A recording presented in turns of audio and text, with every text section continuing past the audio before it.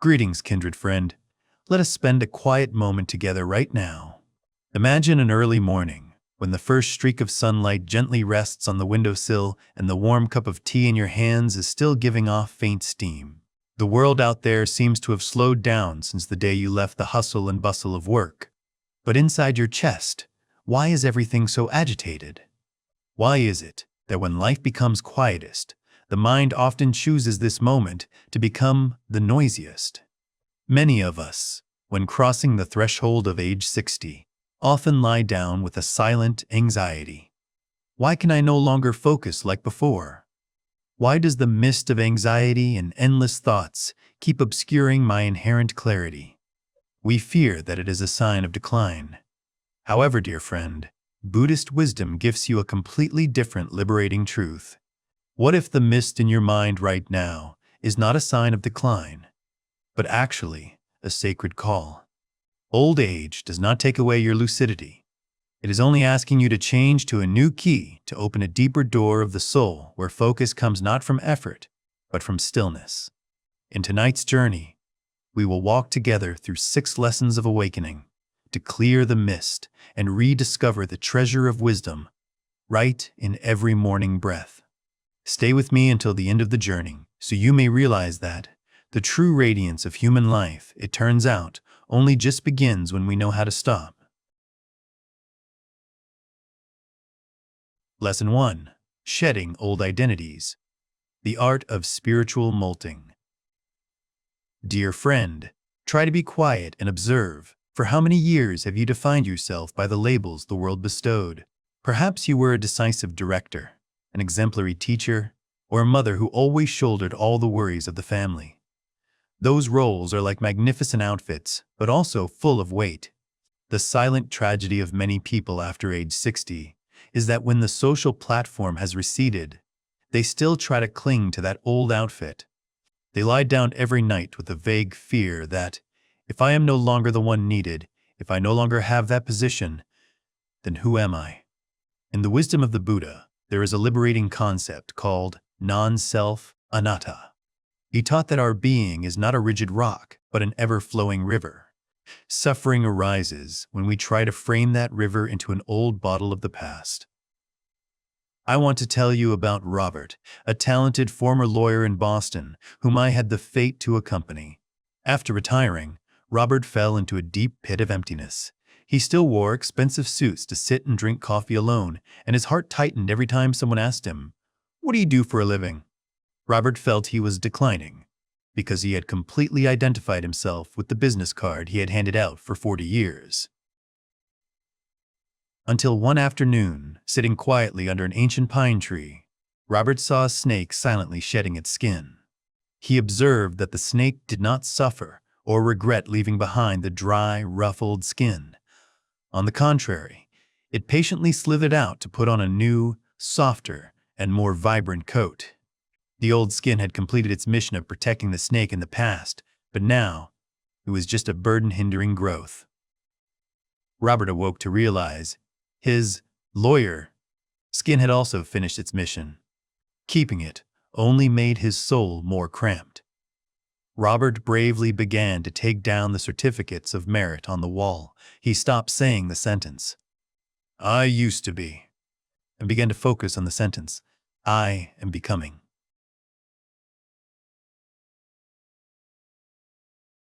He learned how to gaze at a flower, learned how to listen to birds singing without needing to analyze or judge. Robert realized he had not lost himself at all. He was just finding a deeper being, unbound by titles. Tonight, I invite you to perform a silent revolution for your soul. Ask yourself, what outdated role am I holding on to? Is the thought, "I am too old to start overs," truly mine, or just a layer of dead skin that needs shedding? It is time you liberate yourself from the prison of prejudices. You are not a retired job title, not old mistakes, nor the wrinkles on your face. Take a deep breath and whisper this powerful affirmation. I am becoming, not declining. With every passing day, the universe takes nothing from you, but is only reminding you to peel off what is no longer suitable, so the light inside can shine most radiantly. Sleep in the lightness of someone who has dared to let go of identities to truly become a free existence. Lesson 2. Shedding the burden of yesterday, emptying the cup of the soul. Dear friend, after more than 60 years of life, our minds are like a giant archive. Do you ever wake up in a quiet room, but inside your chest feel heavy with unfinished conversations, unsolved anxieties, or regrets that just last night were still lingering? We have the habit of entering a new day by carrying the entire ruins of the old day. In the wisdom of awakening, the morning is exactly the opportunity for you to perform the ritual of emptying the cup. The Buddha taught that, as long as the cup is full, you will not be able to receive any more pure drops of water of the present. Imagine your soul as a meditative garden. Last night, the winds of impermanence dropped onto the ground. How many dry leaves of sorrow and unfinished plans? If this morning you do not hold the broom of mindfulness to sweep them away, you will never be able to see the tender green grass silently stretching under the sun. Tonight, I invite you to gift yourself a tolerant affirmation. I allow myself to start over once more. Tomorrow morning, upon waking, before the mind has time to touch the old messes, whisper, "Today is new." Shedding yesterday is not escaping responsibility, but a wise surrender to the flow of time. When you no longer try to fix what is past, your nervous system will receive an ultimate signal of liberation. Engrave this truth. Focus grows when yesterday loosens its grip. Do not let your soul have to shoulder the whole world of the old day on tired shoulders. Let yesterday rest in peace, so your eyes can purely receive the only light existing right now. Lesson 3. The rhythm of slowness, when the body becomes a teacher. Do you ever feel a bit troubled when realizing your body seems to be slowing down? Joints are no longer flexible, steps begin to be more cautious. The world out there always worships speed, and we unintentionally view the slowness of old age as a sad decline. But dear friend, under the lens of Buddhist wisdom, the natural slowing down of the body is not a flaw. It is a privilege, a sacred call for your mind to catch up with your physical body. Most of the mind's agitation arises because we are doing one thing, but thinking about another. We brush our teeth, but the mind is out on the street. We walk, but the heart is entangled with calculations. Tonight, I want to gift you a key to turn slowness into the power of clarity. Turn your first 5 movements of the day into a ritual of awakening. Tomorrow morning, when you just leave the warm blanket, do not rush to plunge into the hurried pace of life. Perform the first 5 movements very slowly, very clearly, and use the noting technique of Zen masters. Stretching. When you raise your arms, whisper. Stretching. Feel every muscle fiber being elongated, touching the ground. When your feet touch the floor, whisper. Touching. Feel the coldness or the solidity of the ground. Sitting up. When lifting yourself from the bed, whisper. Sitting up. Feel the gravity and the balance of the spine. Standing up. When standing straight, know that you are standing up. Walking, and on the first step, whisper, walking. When you name each action and perform them consciously, you are mending the bridge between body and mind that has been divided for so long. You are no longer a brain running overloaded in a tired body. You become a complete presence. You will be amazed to realize that, when you allow the body to slow down proactively, the mist of the mind will automatically dissipate. You do not need to try to focus. Lucidity will automatically bloom when you stop chasing away the present with haste. Understand and love this physical friend. It is not betraying you with slowness. It is teaching you how to truly live. Engrave this truth. When the body slows consciously, the mind clears. Tonight, sleep in the belief that every small movement of yours tomorrow is an opportunity to touch eternity, right in the midst of daily life. Lesson 4. The compass of consciousness. Setting a single intention. Do you ever wake up and immediately feel overwhelmed by an army of thoughts rushing in? Even though life after retirement seems quieter, our minds still keep old habits. It automatically lists dozens of things to do, hundreds of worries about health, children, or concerns about a world changing too fast. We find ourselves exhausted, even before stepping out of bed, because the mind has run a marathon since before dawn. In ancient wisdom, the secret to ruling a chaotic kingdom is not suppressing everyone, but finding a single loyal general to lead. Your mind is the same.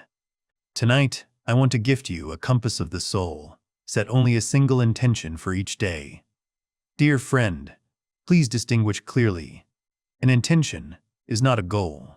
A goal is what you want to achieve, like finishing cleaning the storage room or going to the market to buy groceries. An intention is how you want to be. It does not put pressure on your shoulders. On the contrary, it is a gentle anchor keeping you from being swept away by the current. Tomorrow morning, when the tea smoke begins to rise, quietly ask your heart a sacred question. Today, what does my soul truly need?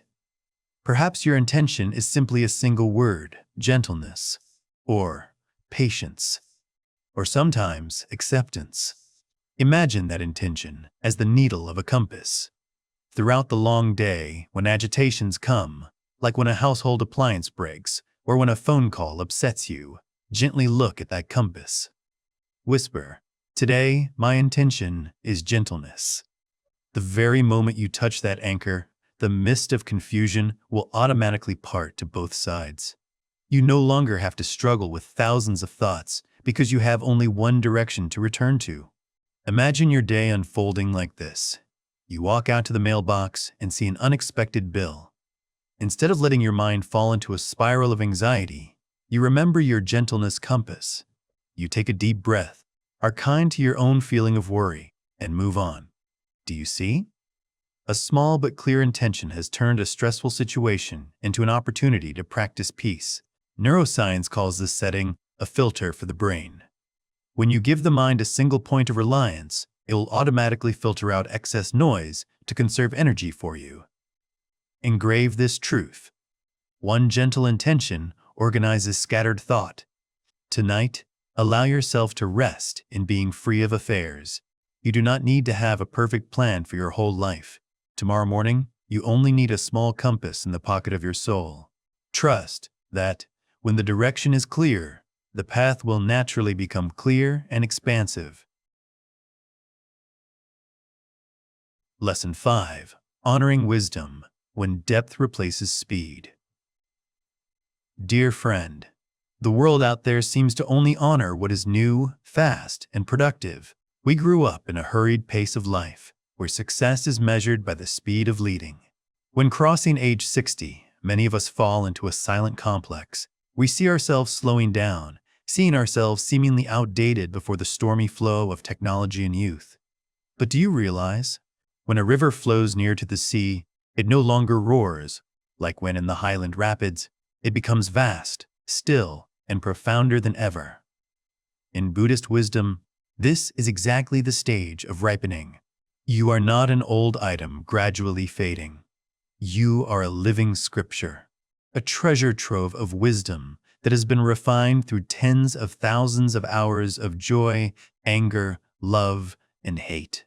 It is time you stop looking at what you lose in strength and begin to honor what you have gained in soul. I want to tell you the story of Mr. R. Elias, a retired captain whom I once had the fate to converse with on the coast of Maine. Elias no longer had enough strength to climb the mast or steer the ship through fierce storms like in his youth. His hands now trembled, his steps were heavy. Elias told me that, initially, he suffered a lot seeing himself useless. But then one night, watching young sailors fumbling in strange waters, Elias realized his true power. He didn't need muscular strength. He just needed to sit still in one place, look at the position of the stars, and feel the wind direction with his wrinkled skin. He knew exactly where the ship needed to go. The young had speed, but Elias had the map. Dear friend, your life is exactly that map. The wrinkles at the corners of your eyes are not signs of senility. They are sacred records of times you laughed until you cried and times you bravely walked through pain. Tonight, I invite you to perform a ritual of self-respect. Instead of remembering judgments about what happened, only contemplate the lesson it bestowed. Do not remember the loss. Remember the resilience that helped you overcome it. Do not remember the brokenness. Remember the ability to heal that you learned. Whisper to your heart, I am a wealthy soul. Your wisdom is stronger than your fading speed. True clarity does not come from reading 1,000 books. It comes from having truly lived. When you know how to smile tolerantly at the mistakes of the youth, when you can sit still to listen to someone suffering without rushing to give advice, that is exactly when the most radiant light of wisdom is shining from you. Tonight, allow yourself to rest in the silent pride of a traveler who has gone far enough to understand the human world. You are not left behind. You are just standing at a peak of awareness, where stillness is worth more than 10,000 words, and your presence is exactly a soothing gift to the whole world. Lesson 6. The Sanctuary of Stillness, when clarity finds its own way. Do you ever listen to the sound of silence in your house at 5 a.m.? That is not emptiness. That is a full and tolerant presence. After 60 years of rushing, amidst the noises of responsibility and expectation, old age gives you a sacred privilege, the right to be free of affairs, the right to sit still without having to explain or prove anything to the world. Many mistakenly believe that to have clarity, they must strive to meditate for a very long time, must struggle to extinguish all thoughts. But Buddhist wisdom teaches us another art, the art of non-interference. Imagine your mind right now like a bowl of muddy water. If you use your hands to stir it, hoping to make the water clear again, you will only make the mud cloudier. The more you strive to clean with action, the worse the result. But if you simply set that bowl of water down and leave it still in one place on a wooden table, what will happen? The mud will automatically settle to the bottom according to a natural law of the universe. The murky particles that once obscured your vision will find their place. And then, completely naturally, the water's surface will become crystal clear, reflecting the deep blue sky. Dear friend, the mist we mentioned at the beginning of this journey is exactly the same. Clarity is not something you have to search for or create with tension. Clarity is your primal nature.